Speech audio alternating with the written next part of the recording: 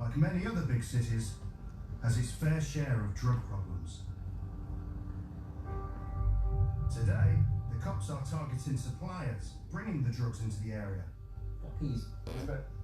PC's Graham Phillips and Greg Hill are part of a crack undercover unit. Greg Hill, problem-solving team handling. Ultimately, getting these dealers who are preying on vulnerable people is something, you know, quite close to my heart. Graham Phillips, problem-solving team handling. We're not a drugs unit per se, but the majority of the time is taken up through drugs, and you know, they come in from all parts of the country. For the past few days, they've been watching a car coming up from Birmingham, which they suspect is doing a drug run. Wow. I believe we've got an ARV crew with us. The drug scene is a business, whether they're from Stoke-on-Trent or out of the area. You know, we can't allow drug dealers to on the streets. The car that's been doing the run has been coming into Stoke every day. Today, everything's almost in place to intercept it. We've got 2 central motorway police units, we've got a firearms unit, all 3 in plain cars. Police surveillance has picked up the suspect's car as it heads towards Stoke. That's the one they're looking for. Super. Greg and Graham find somewhere to lie in wait. There's a little light right here. Line in wait. They've pulled into a petrol station that the car, a silver Peugeot, should soon drive past. Hey pal. That's a shoe. Drive past. Yeah, silver 5-door. Graham and Greg spot the Peugeot and get ready to give chase. That's him. But the car takes everyone by surprise. It pulls into the petrol station forecourt, right in front of Greg and Graham.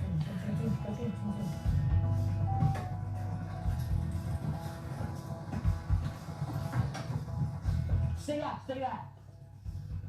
You've been detained for the purposes of drug search, okay? There were 2 men in the car. Both are searched for drugs. It's times like this when the body cam has become so invaluable. We're actually fake to body worn camera, makes you recording everything for 7 gun. Have you got anything on you shouldn't have? No. Nothing. Nothing. You got him. The passenger is denying having anything illegal on him, but Graham has found a bag of what he thinks is Class A drugs in his pocket. Clean film map. See me everything's about. That's it. Anything else on you? Graham's search comes up with no more drugs on the passenger, but another plastic wrap of what looks like cannabis has been found on the driver. There, I caution you again for that noise case, you know, say you may have a first intervention question. Although it's only a small amount of cannabis, the driver is tested for drug driving. To me, you look a little bit spaced out, so I just got reason to believe you might have some drugs in your system, okay? Right, quite simple. This is what, just like when you get in custody, okay? So you open your mouth, I'm going to spray it on your tongue, spray down the entire teeth. I can, because he could be arrested for failure to provide, okay? Right, just open wide now, focus on your tongue. While they wait for the results, the cops look for anything more in the car, tying the men to dealing drugs. I always have a niggling feeling when I'm searching for anything, anybody, that I'm missing something. A thorough search comes up with a mobile. That cost mobile. Yeah, I think that's where they go. Drop off. Right. Easily disposed of because they're cheap, no contracts. That's very fun, right? Evidence from the phone could be crucial to the investigation. We've got text messages on there consistent with the supply of drugs. The car will be taken away and searched for signs of more drugs using a sniffer dog. Using crime. You need to be using crime. What crime? The driver's pleading he's innocent of any crime, but the result of his drug test suggests otherwise.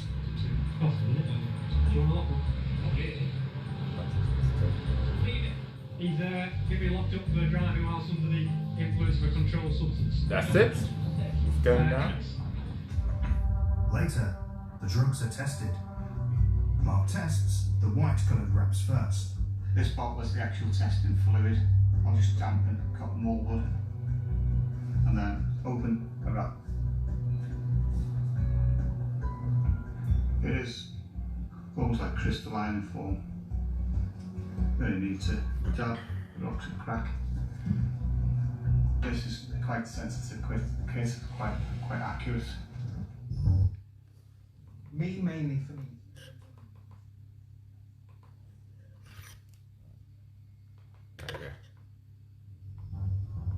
The results will tell him if the crystals are crack cocaine.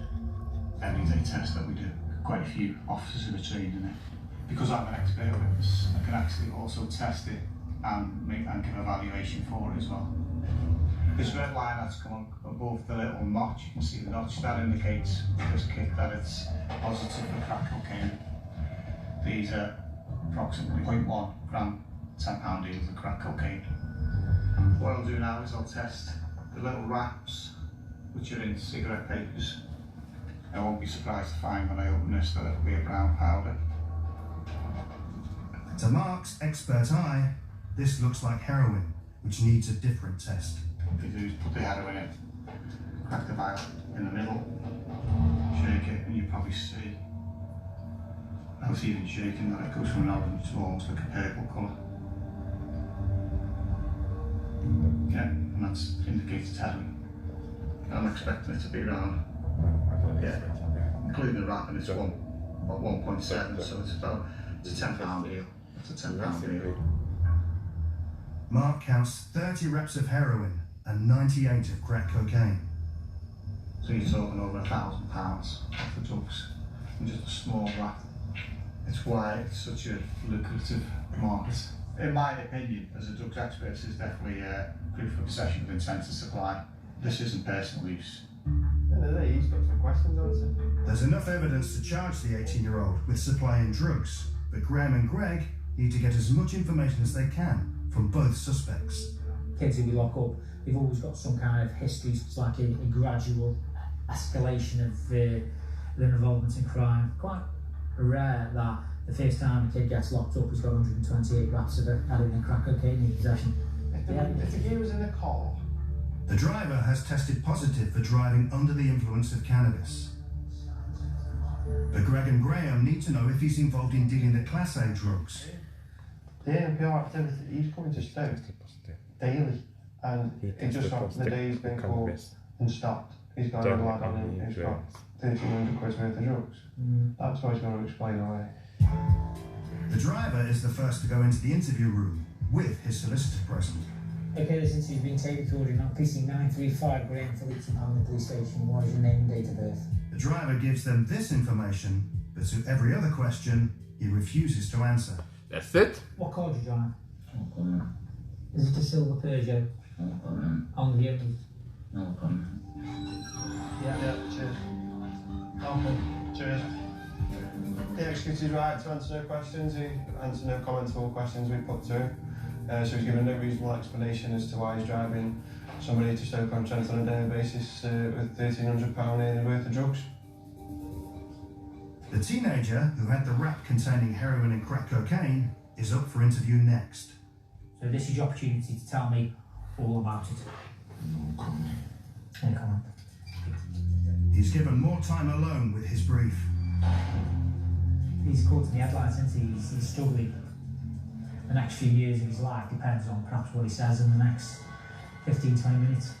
Dealing Class A drugs can carry a very long prison sentence, especially if you don't cooperate. What's at stake is beginning to dawn on the lad. So tell me now, why have you got 128 grams of Class A drugs on you? Kill me. Sorry? Kill me. It's yours. What are you going to do with it? Some drugs. To do what? Look after my mom. Look after your mum. Is your mum there? She's just not in the best position right now. Okay. How often have you been doing it? So we need that. About a week. How much money do you make a day? No, 300. 300 quid profit. You don't take drugs yourself, do you? I don't have questions.